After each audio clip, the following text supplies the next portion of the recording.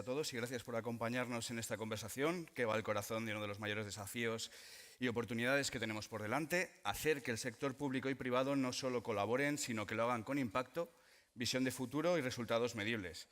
Para ello tenemos una mesa de primer nivel con voces que representan diferentes ángulos de esta cooperación, como empezamos por Joan Guaserra, presidente de la Cámara de Comercio de Ibiza y Formentera, nos traerá los retos y oportunidades que se viven en territorios insulares como este. Óscar Méndez, director ejecutivo de la Cámara de Comercio Brasil-España, nos aportará una perspectiva internacional sobre cómo las grandes empresas están promoviendo la cooperación a escala transatlántica. Por otro lado, tenemos a Gonzalo Tirado, consultor en transformación digital en la Cámara de Comercio de Málaga. Compartirá claves sobre cómo trabajar la digitalización al terreno real de las pymes. Y Emilio Cabanes, director de programas de emprendimiento de la Escuela de Organización Industrial, y nos dará una visión desde la formación, el talento y el liderazgo colaborativo. Mi nombre es Carlos Ruiz, soy CTO de Objective y voy a moderar esta conversación. La estructura será ágil, 4 bloques temáticos y preguntas directas. Vamos a provocar y contrastar experiencias y, sobre todo, imaginar cómo puede ser esta colaboración en los próximos 5 años. Empezamos. Bueno, el primer bloque vamos a hablar sobre cooperación público-privada del discurso a la ejecución. Vamos a empezar con lo esencial. Esta cooperación lleva años en todos los discursos, pero ¿cómo vamos a pasar del titular a los resultados? Vamos a hablar de proyectos reales, cómo se activan, qué barreras se encuentran y qué impacto tienen en el territorio. Y la pregunta es, ¿qué ejemplos tenéis de colaboración efectiva entre instituciones públicas y entidades privadas que hayan generado impacto económico? Empezamos, si quieres, por ti, Joan. Bueno, ¿qué tal? Buenas tardes a todos.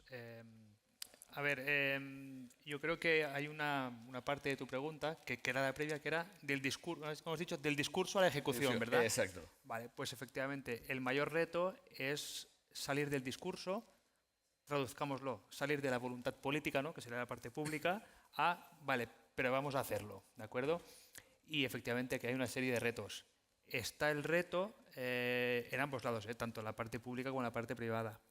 La parte privada tiene el reto de aceptar que hay cambios que vienen y que los puedes adoptar por convencimiento o porque no quede más remedio. Si se hace por convencimiento, todo fluye más y va más sencillito.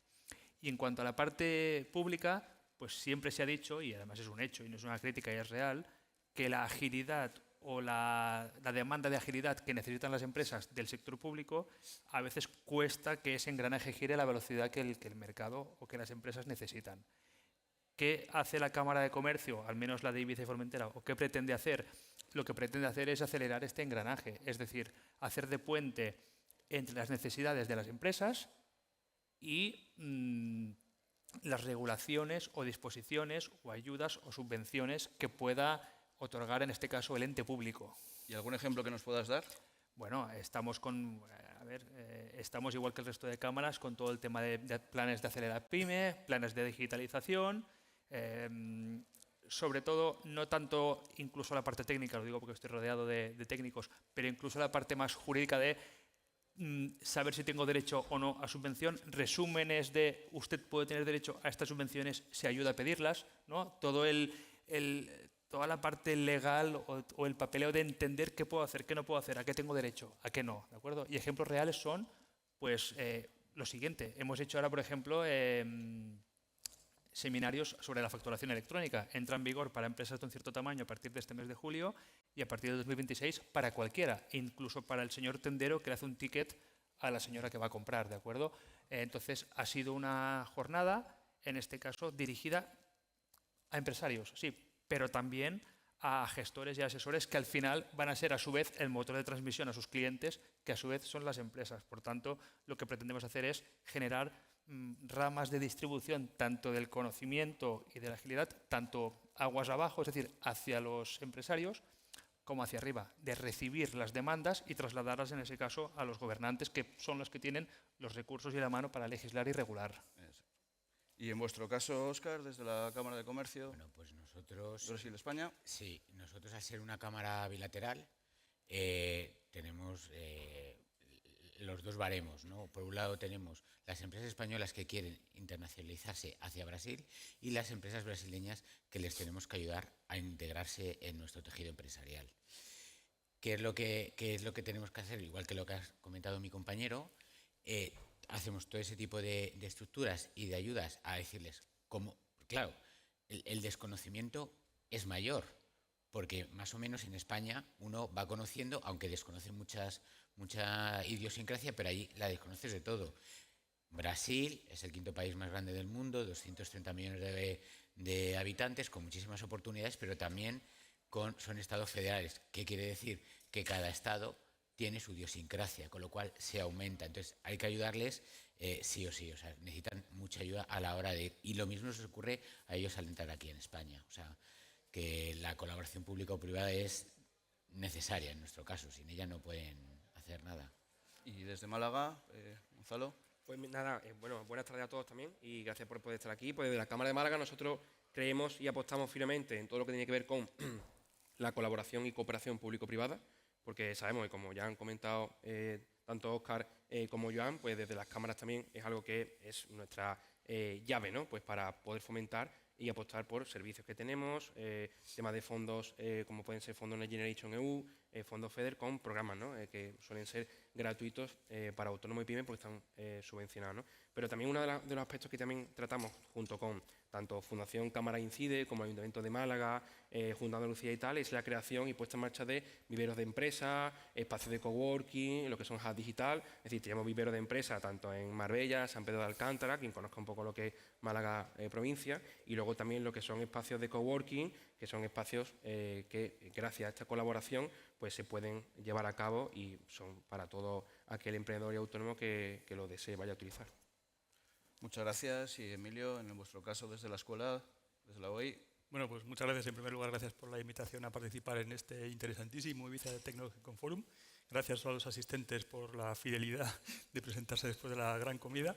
Y nada, como decías, nosotros un poco nuestra política no puede ser otra. Nosotros somos Fundación del Sector Público Estatal, dependemos del Ministerio de Industria, jerárquicamente, y nuestra responsabilidad un poco es hacer palanca de todos estos fondos que tenemos actualmente para llegar a las empresas, llegar a las pymes y sobre todo esa colaboración público-privada tan necesaria para llegar a todos ellos, ¿no?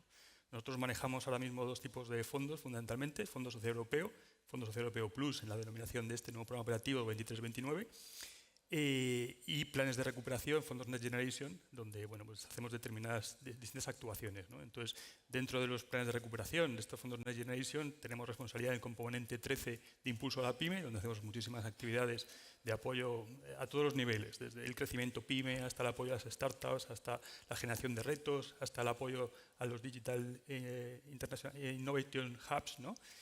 O, por ejemplo, los programas de crecimiento para pymes, ¿no?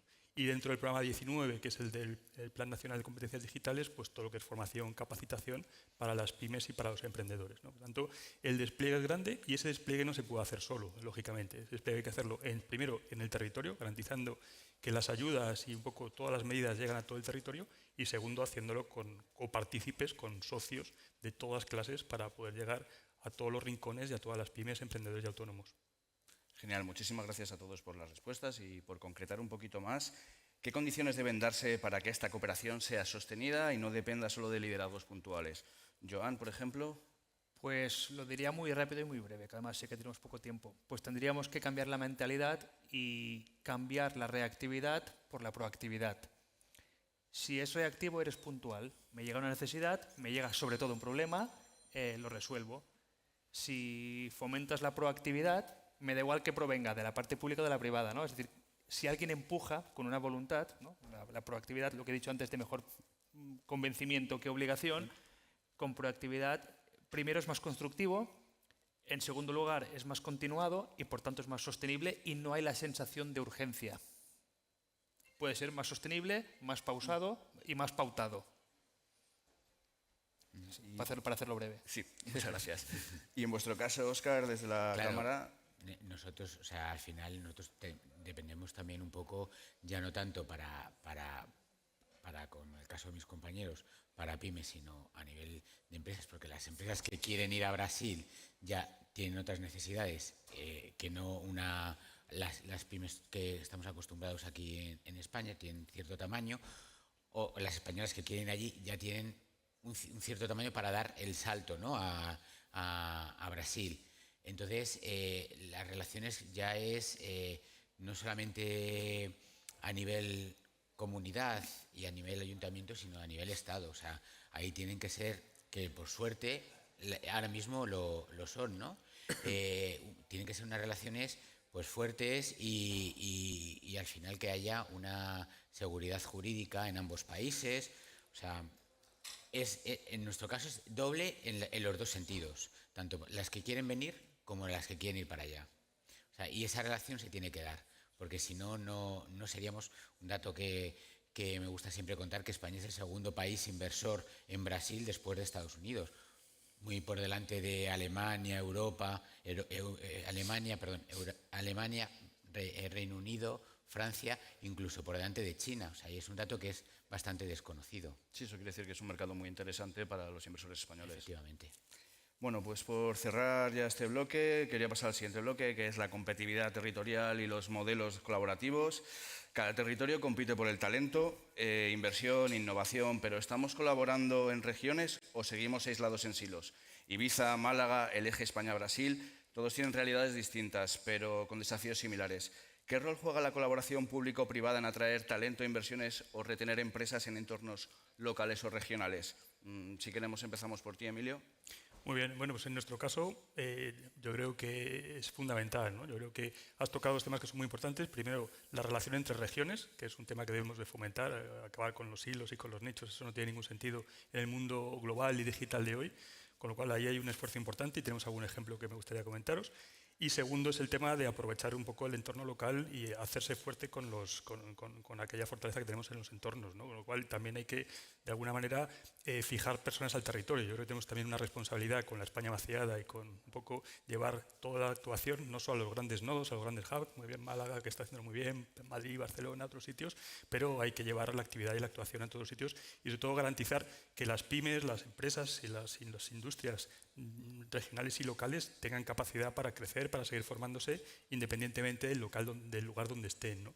Nosotros me gustaría comentaros un programa muy interesante que hemos puesto en marcha con fondos de Next Generation y que ahora estamos dando continuidad con Fondo Social Europeo Plus, que es el programa de Break, que es una atracción de talento femenino al territorio español, donde hemos traído 1000 emprendedoras europeas a resolver retos locales, retos de innovación abierta, y ellas, además, en ese entorno colaborativo veían reforzados sus proyectos de empresa, con lo cual ha sido un win-win entre las entidades locales y regionales con los emprendimientos europeos.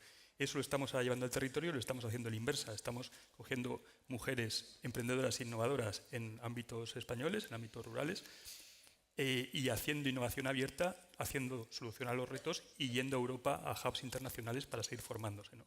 Son ejemplos de cómo yo creo que en esa relación, ¿no? Y también un poco en relación con la pregunta anterior, el networking que se genera y el examen entre pares que se hace y las relaciones que se generan ahí es el ecosistema perfecto para fijar personas al territorio y hacer cosas innovadoras con emprendedores y pymes, en este caso mujeres, ¿no? Desde luego. Y en vuestro caso, Gonzalo, que estáis trabajando ahora mismo. Sí, pues nosotros realmente ahora mismo desde la Cámara de Málaga, de hecho hemos abierto hace muy poquito tiempo una delegación de la Cámara en Ronda, lo que es la comarca de Ronda, porque también eso, intentamos acercarnos siempre a lo que es la provincia, ¿no? Pensamos que no podemos quedarnos solamente en lo que es Ciudad de Málaga, ¿no? Hay que extenderlo a la provincia, ¿no? Y sobre todo hacer partícipe de que el resto de poblaciones, es decir, llevar la cámara, ¿no? a las poblaciones y sobre todo a los autónomos y pymes, ¿no? Y luego también, como comentaba Joan, ¿no? Con programas también como lo que es la oficina Acelera Pyme con Fondo Next Generation EU, el tema del programa Aquí Digital, el programa de formación España Emprende, pues apostamos mucho por hacer jornadas formativas también presenciales, ¿no? Que luego pueda tener una especie también de networking, que se pueda acercar lo que son autónomos, que son y pymes los que asisten, junto con autónomos y pymes, que al final son proveedores que dan ese tipo de jornadas, ¿no? Y a su vez son casos de éxito porque muchos autónomos y pymes que asistían a lo mejor a la jornada lo acaban siendo ellos los ponentes, ¿no? Entonces eso creo que es bonito, ¿no? de poder verlo. Estáis buscando sinergias entre todos los actores.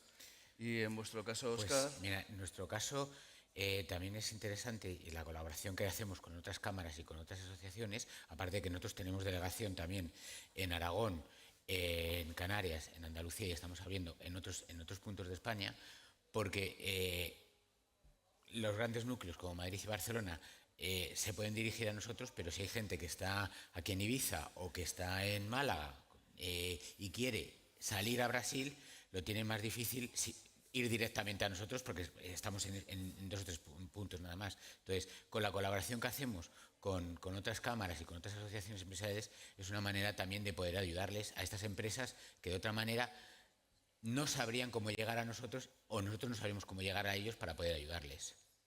Y en vuestro caso, Joan, desde aquí, desde la isla de Ibiza y Formentera. Bueno, pues fíjense todos que para venir aquí pues lo han tenido más difícil que si viajaran de Madrid a Sevilla, por ejemplo, ¿de acuerdo?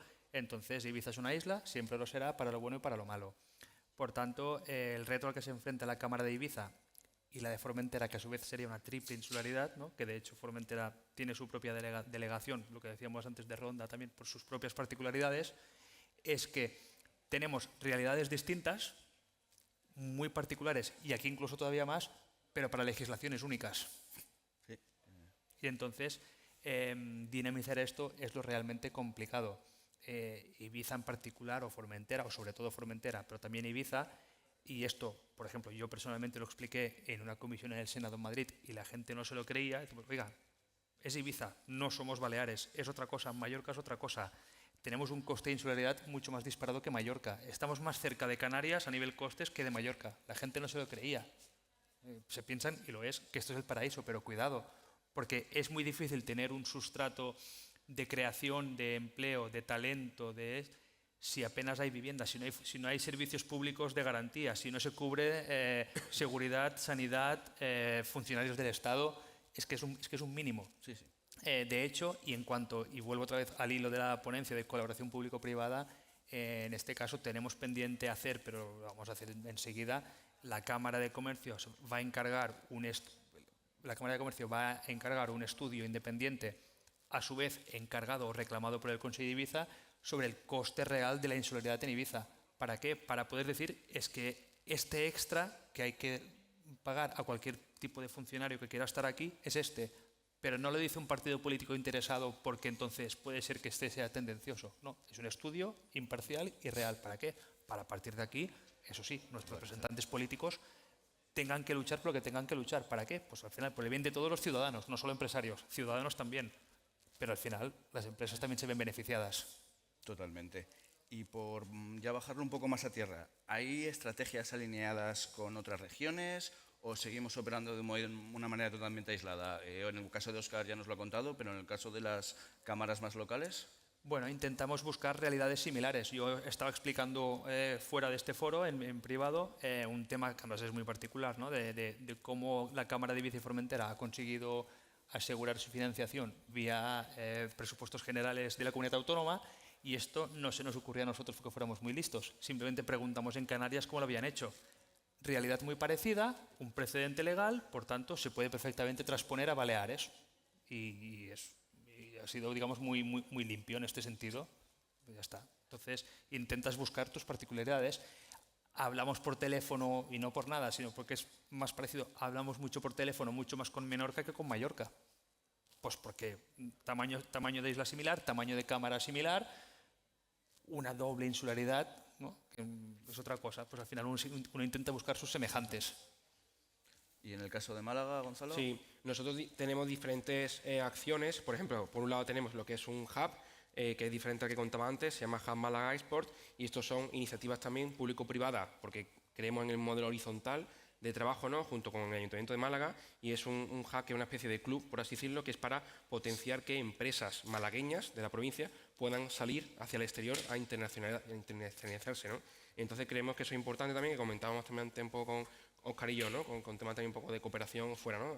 Países latinoamericanos como Brasil. Y luego otra iniciativa también es la Fundación CIEDES, esta fundación que es del Ayuntamiento de Málaga, junto con también público-privada, con participación nuestra de la Cámara, pues ellos son los encargados de hacer lo que es la Agenda 2030 de Plan Estratégico de Sostenibilidad también de Ciudad de Málaga, ¿no? Entonces ahí ellos mueven todo ese marco de formación, innovación y demás, ¿no? Uno de los aspectos que trabajamos. ¿Y con alguna otra región de España concretamente estáis trabajando? Bueno, siempre al final las cámaras entre nosotros intentamos estar alineadas, entonces sí, al final en lo que es gracias al Consejo Andaluz de Cámaras, ¿no? de Andalucía, pues tanto eso, Sevilla, Granada, Córdoba, trabajamos en conjunto, y luego también por parte de Cámara de España, lo que es verticalmente, pues tipo de programas de fondo europeo, que son los que hemos estado comentando antes. Genial. Y Y en vuestro caso entiendo que trabajáis a nivel nacional, pero ¿tenéis alguna colaboración a nivel regional con otras escuelas similares? O... Sí, en nuestro caso, como bien dices, nosotros trabajamos a nivel nacional, pero bueno, lo que intentamos lógicamente es vertebrar, ¿no?, todo el territorio y que colaboren conjuntamente, ¿no? Por lo que decíamos antes, al final las actuaciones que llevas a cabo en un territorio como buena práctica se puede extender a otro, se puede explotar a otro, y eso lo estamos haciendo, por ejemplo, mucho en formación, porque al final detectamos, por ejemplo, hay un tema del hub digital, el hub de industrias creativas.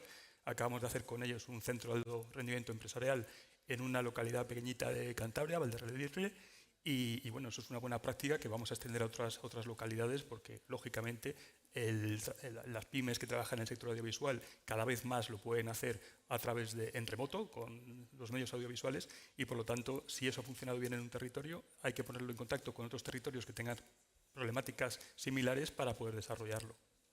Genial, súper interesante. Al final, claro, el teletrabajo y las nuevas tecnologías están apoyando que se pueda favorecer este contacto entre regiones. Quería avanzar con el siguiente bloque, que es emprendimiento, formación y digitalización. Vamos al corazón del crecimiento, de la formación, el empleo, nuevas tecnologías. Este bloque va sobre construir futuro, desde la base, casos de éxito, aprendizajes y fricciones que aún estamos resolviendo. Me gustaría saber cómo se puede articular una colaboración real en materia de impulso emprendedor y formación para el empleo entre sector público, cámaras y tejido empresarial. Si quieres empezamos por ti, Emilio, que hablando de formación creo que tenéis bastante Esto nos bagaje. daría casi para un congreso completo para hablar de este tema. Yo creo que has tocado un tema absolutamente, primero, importantísimo, y segundo, de un calado muy grande, ¿no? Esta mañana has hablado también en alguna de las mesas de la importancia de la formación en el emprendimiento, ¿no? Nosotros, además de hacer toda la formación que hacemos para los emprendedores, pymes y autónomos, tenemos algunos programas muy específicos para esa formación de base en emprendimiento, ¿no? Partimos, por ejemplo, se podría partir de otros muchos estudios, pero partiendo del informe GES España, que es el estudio de las universidades españolas, que es un estudio a nivel internacional, allí encontramos, por ejemplo, que el 12,13% de los alumnos universitarios cuando terminan su formación dicen que quieren emprender, solo el 12,3%. Sin embargo, si eso lo preguntamos a los 5 años, ya es el 22,7%. Es decir, que las personas cuando terminan la carrera universitaria, su primera intención es trabajar para una empresa, pero cuando pasa el tiempo, conforme va pasando el tiempo, el espíritu emprendedor se va desarrollando, ¿no? Y eso choca con un dato fundamental y vertebrador de forma transversal, que es que el 68% de los universitarios dicen que no han tenido programas de acompañamiento emprendedor en sus universidades. Ahí es donde entramos nosotros con un fomento de la difusión de la cultura emprendedora, gracias al apoyo, en este caso, del Ministerio de Industria y Turismo y Fondo Social Europeo Plus. Lo que hacemos es ir a las universidades a llenar ese hueco. Es decir, si no tenemos programas de emprendimiento para los emprendedores que están en las aulas, les ayudamos nosotros con un programa de emprendimiento, o bien para los estudiantes, o bien ya para los investigadores, ¿no? Y esa cultura de emprendimiento hay que hacerla de forma transversal, ¿no? Lo extendemos también, y con esto termino, al mundo de la formación profesional, ¿no? La formación profesional, el emprendimiento es uno de los 11 pilares palanca en los que se basa la nueva ley de formación profesional. Nosotros somos centro de referencia nacional en comercio electrónico y marketing digital para la formación profesional, y allí estamos apoyando también las aulas de emprendimiento, porque entre los chicos que estudian formación profesional hay mucha más vocación emprendedora, y la vocación es más de nicho, ¿no? Con lo cual, ahí a través de esas aulas de emprendimiento, que son transversales a distintas titulaciones, es donde nosotros apoyamos formando a los chicos y chicas, pero también a los profesores, para desarrollar metodologías que permitan creación de empresas desde el punto de vista casi universitario, ¿no? Y eso engancharía con la futura ley de startups universitarias, etcétera, etcétera. Como digo, es un tema para hablar mucho, ¿no? Y un tema importante también, y por eso también el tema de Break que decíamos antes, ¿no? Y ese mismo estudio GES de todas las universidades europeas, internacionales, perdón, también marca que una gran diferencia de género. Es decir, los hombres universitarios emprenden más y más rápido que las mujeres. Por tanto, hay que hacer acciones también para reducir esa brecha que es necesario reducir. Y vuestras acciones es atacar desde la base, desde el inicio de la universidad, ¿verdad? Efectivamente. Y en vuestro caso, desde Málaga, ¿cómo lo estáis abordando? Pues la verdad que casi igual que el compañero, es decir, nosotros desde Cámara de Málaga y desde todas las cámaras, punta de lanza en formación. Vamos, yo creo que es más, a nosotros nos suelen decir, es que me tenéis saturado ya, ¿no?, de tantos cursos, de tanta formación, ¿no? Pues vamos, para resumirlo muy brevemente, nada más que el programa de Oficina Acelera Pyme, pues hacemos 22, 23 jornadas formativas, ¿no?, totalmente gratuitas, ¿no?, en capacidades técnicas, ya pueden ser temas de IA, ciberseguridad, temas de comunicación digital, redes sociales, en fin, creemos que realmente autónomos y pymes pueden venir durante todo el año con nosotros y poder formarse, no para tener un certificado, por supuesto, pero cada jornada de aproximadamente 2 horas con expertos que potenciamos y creemos que muy mucho pueden ser clave. Creemos que, oye, que pueden salir, yo siempre pongo el pequeño ejemplo, ¿no? Una frutería local de barrio, ¿no? Que tras el COVID ha visto la necesidad de tener su WhatsApp Business, ¿no? Y poder crear un e-commerce, ¿no? Para poder vender o llevarlo a domicilio, y luego ahora con la nueva ley de tema de factura electrónica, oye, pues puede venir a la cámara, formarse gratuitamente, luego además poder pedir el programa Key Digital y, oye, puede tener su propio e-commerce o factura electrónica o un portátil, ¿no? Entonces creo que ese tipo de abanico y posibilidades, pues gracias a los fondos Next Generation, ¿no? de Bruselas, pues están para poder utilizarse, ¿no? Y aparte de ello, muy resumidamente, pues tenemos otros programas también, como el programa de formación de España Emprende, que es por y para tanto mujeres emprendedoras como pymes autónomos. Se les desarrolla también planes de viabilidad del negocio, y luego tenemos muchísimos cursos formativos que ahí sí son con certificado, y tanto para personas de más 45, para personas que tienen menos de 25 años y, bueno, pues por desgracia no tienen un primer empleo, esa oportunidad, pues oye, creo que hay un gran abanico de posibilidades, ¿no? Así que bueno, pues para ello estamos. Bueno, súper interesante. Y en el caso vuestro, desde Brasil a España, España a Brasil, entiendo que es ayuda una formación constante para algo que desconocen. Sí, de hecho, mira, te voy a comentar, tenemos ahora 2 proyectos bastante importantes. Uno, hemos firmado un acuerdo con el Hub Tecnopuc, que es un hub tecnológico de Santa Catarina, en el cual en temas de proyectos de innovación abierta, que lo vamos a presentar ahora en el SAL Summit, en el próximo aquí en Madrid, es el primero que vamos a hacer, pero también lo vamos a replicar en el SAL Summit que se hace allí, o sea, que es ida y vuelta en los 2 sentidos, ¿no? Ese es uno que ya hemos empezado a hacer y es puramente colaboración público-privada.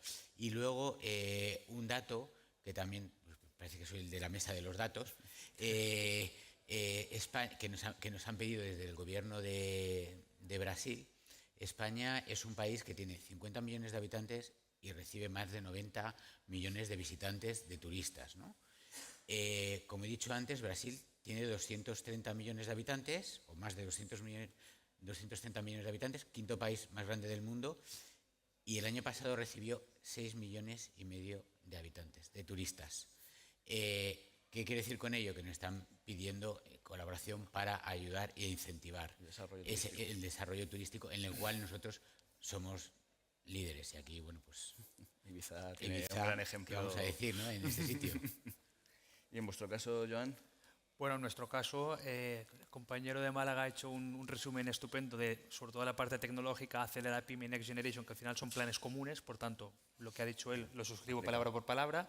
Referente a la parte de innovación, hacemos el tema en este caso de Innoval en Baleares, ¿no? En cuanto a innovación de empresas, y creo que has comentado antes casos de éxito y obstáculos. Pues tenemos un caso de éxito, por ejemplo, de pues que viene un día un chico necesito hacer un plan de empresa, ¿de acuerdo? Este chico, 20 años después, tiene la empresa Neobookings, que es multinacional sobre motores de reservas, ¿de acuerdo? Hoteleras. Y empezó en la cámara como, pues, de, hola, vengo a que me enseñen a hacer un plan de empresa, ¿de acuerdo?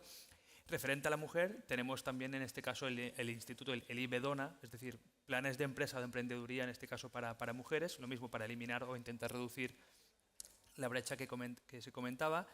Y, por ejemplo, referente a la formación profesional, desde la Cámara de Ibiza y Formentera, este año hemos apostado, y ahora diré la parte un poquito negativa, en este caso por la FP, pero centrándonos en la FP dual, es decir, la versión práctica de la FP. Por tanto, somos un triángulo o un trinomio entre empresas, estudiantes y, en este caso, el Gobierno balear, que es un poco el que quiere fomentar esto, y pues nosotros en el centro del triángulo, pues aquí en este caso, ¿qué sucede? Pues la parte mala, no vamos a contar siempre. Joan, porque ¿sí? Creo que es justo la siguiente pregunta que os quiero hacer, es ¿qué barreras os estáis encontrando, burocráticas, culturales?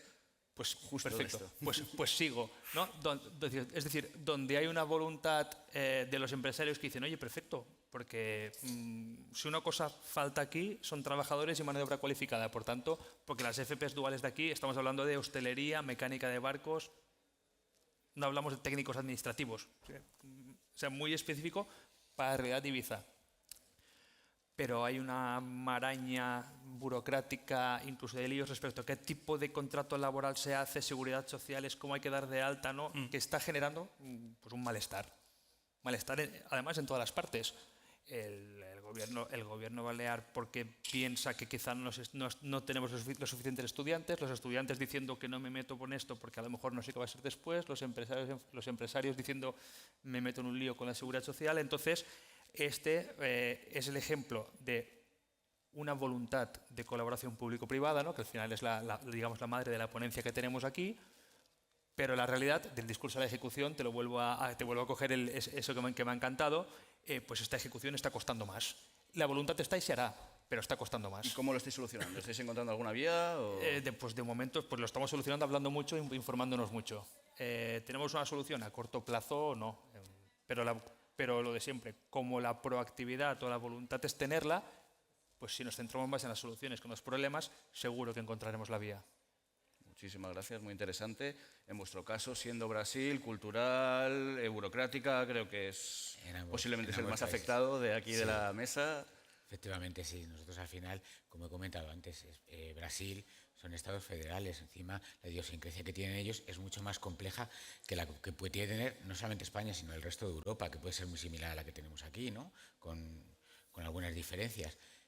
En el mismo país tienen 26 tipos diferentes, o sea, con lo cual eso agranda mucho más el tener ese tipo de conocimiento que necesitan y a la hora de ir, dónde quieren ir exactamente, porque no es lo mismo irte al norte que al sur de un país que es un continente. Bueno, desde luego es muchísimo más complicado. Como ya nos queda poco tiempo, quería resumir el último bloque, lanzar una pregunta rápida, por favor, una frase más o menos por persona. Es innovación institucional. ¿Quién está liderando el cambio ahora mismo? ¿Debería liderar el sector público o el privado la agenda de innovación territorial? ¿O es el tiempo de liderazgo compartido entre ambos? Joan, por ejemplo. Es que no hay por qué elegir. Es decir, al final tiene que ser, y hoy lo permiten instituciones como la Cámara, lo permiten las tecnologías, lo permite la realidad del día a día. No es un blanco o negro.